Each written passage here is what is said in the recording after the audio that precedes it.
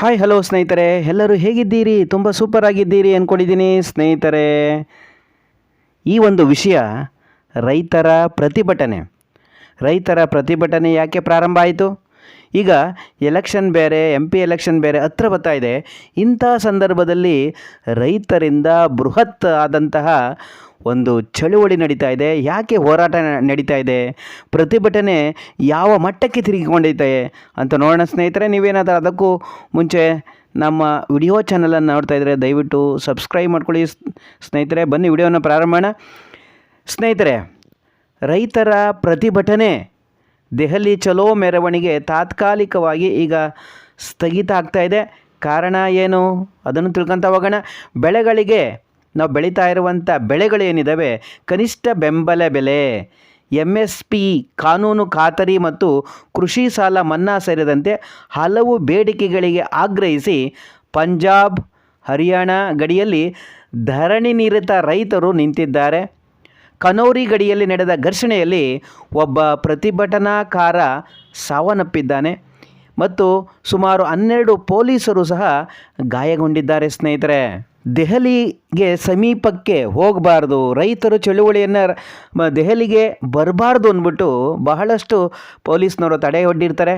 ಪೊಲೀಸ್ನವ್ರಿಗೂ ರೈತರಿಗೂ ನೂಕಾಟ, ತಳ್ಳಾಟ ಈ ರೀತಿ ಆಗಿ ಕೊನೆಗೂ ಮಾರ್ಗ ಮಧ್ಯೆ ರೈತರೊಬ್ಬರು ಸಾವನ್ನಪ್ಪಿದ್ದಾರೆ. ಪೊಲೀಸ್ನವರು ಅವರನ್ನು ಪ್ರೊಟೆಕ್ಟ್ ಮಾಡಲಿಕ್ಕೆ ಹಲವಾರು ರೀತಿಯ ತಂತ್ರಗಳನ್ನು ಹೂಡಿದ್ದಾರೆ. ಅದರಲ್ಲಿ ರೈತನೋರ್ವ ಪ್ರತಿಭಟನಾ ವೇಳೆಯಲ್ಲಿ ಸಾವನ್ನಪ್ಪಿದ್ದಾರೆ. ಇದರಿಂದ ರೈತರ ಪ್ರತಿಭಟನೆ 2 ದಿನಗಳ ಕಾಲ ಸ್ಥಗಿತ ಆಗಿದೆ. ಪಂಜಾಬ್, ಹರಿಯಾಣದ 2 ಪ್ರತಿಭಟನಾ ಸ್ಥಳದಲ್ಲಿ ಒಂದಾದಂತಹ ಕನೌರಿ ಗಡಿಯಲ್ಲಿ ನಡೆದ ಘರ್ಷಣೆಯಲ್ಲಿ ಪ್ರತಿಭಟನಾಕಾರರೊಬ್ಬರು ಸಾವನ್ನಪ್ಪಿದ್ದಾರೆ. ಅವರ ಹೆಸರು ಶುಭ್ ಕರಣ್ ಸಿಂಗ್ ಅಂತ. ಅವರನ್ನು ಪಟಿಯಾಲ ಆಸ್ಪತ್ರೆಗೆ ಕರೆದೊಯ್ಯುತ್ತಿದ್ದಾಗಲೇ ಅವರಿಗೆ ಬುಲೆಟ್ಗಳು ತಗುಲಿತ್ತು ಅಂತ ವೈದ್ಯರು ಹೇಳಿದ್ದಾರೆ. ದೇಹವನ್ನು ಮರಣೋತ್ತರ ಪರೀಕ್ಷೆಗೂ ಸಹ ಕಳಿಸಲಾಗಿದೆ.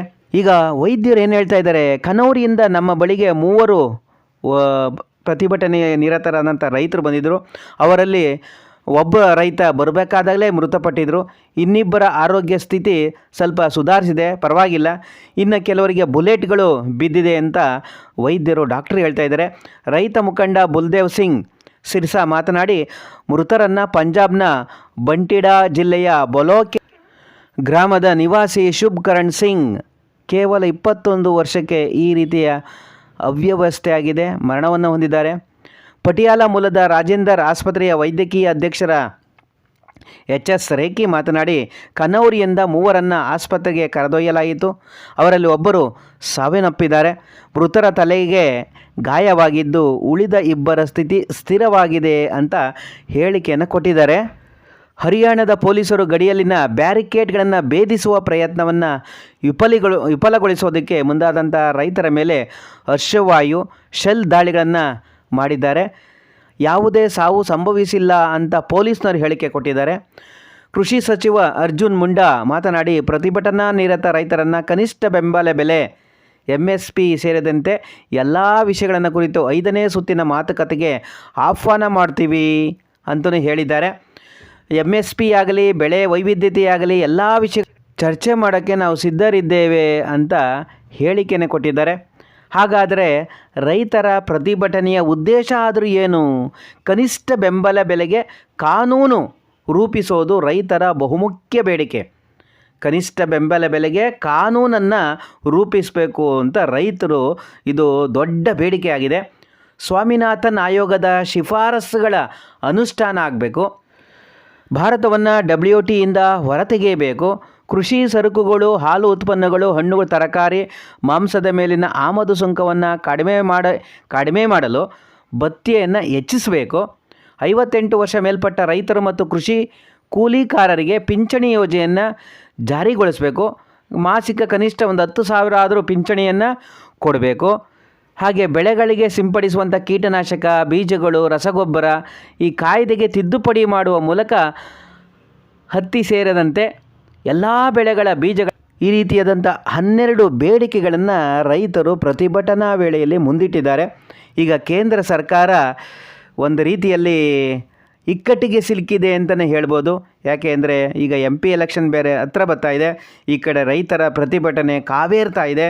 ಇಂಥ ಸಂದರ್ಭದಲ್ಲಿ ಕೇಂದ್ರ ಸರ್ಕಾರ ಯಾವ ತೀರ್ಮಾನವನ್ನು ಕೈಗೊಳ್ತದೆ? ಇಡೀ ಪ್ರಪಂಚವೇ ಈಗ ಭಾರತದ ಕಡೆ ಮುಖ ಮಾಡಿ ನೋಡ್ತಾ ಇದೆ. ರೈತರನ್ನು ಯಾವ ರೀತಿ ಸಮಾಧಾನ ಮಾಡ್ತಾರೆ, ಕಾನೂನಿಗೆ ಯಾವ ರೀತಿಯ ಒಂದು ರೈತರಿಗೆ ಯಾವ ರೀತಿ ಒಂದು ಒಳ್ಳೆಯದನ್ನು ಮಾಡ್ತಾರೆ, ಈಗ ಬೇರೆ ಬೇರೆ ಪಕ್ಷದವರು ಯಾವ ರೀತಿ ಇವರನ್ನು ಯೂಸ್ ಮಾಡ್ಕೊತಾರೆ, BJPಗೆ ಒಂದು ಸೋಲಿನ ಭೀತಿಯನ್ನು ತರಬೇಕು ಅಂತ ಬೇರೆ ಪಕ್ಷದವರೇನಾದರೂ ಪ್ಲ್ಯಾನ್ ಮಾಡ್ತಾ ಇದ್ದಾರಾ ಅಂತ ಅನೇಕ ಜನರು ಸಹ ಈಗ ಮಾತಾಡ್ತಾ ಇದ್ದಾರೆ. ಸ್ನೇಹಿತರೆ, ಈ ರೈತರ ಪ್ರತಿಭಟನೆ ಬಗ್ಗೆ ನಿಮ್ಮ ಅನಿಸಿಕೆ ಅಭಿಪ್ರಾಯಗಳೇನು? ದಯವಿಟ್ಟು ಕಮೆಂಟ್ ಬಾಕ್ಸಲ್ಲಿ ಕಮೆಂಟ್ ಮಾಡಿ. ವಿಡಿಯೋ ನೋಡ್ತಾ ಇರುವಂಥ ಎಲ್ಲ ಸ್ನೇಹಿತರು ದಯವಿಟ್ಟು ಸಬ್ಸ್ಕ್ರೈಬ್ ಮಾಡ್ಕೊಳ್ಳಿ, ಲೈಕ್ ಮಾಡಿ, ಕಮೆಂಟ್ ಮಾಡಿ. ಎಲ್ಲರಿಗೂ ಧನ್ಯವಾದ. Thank you.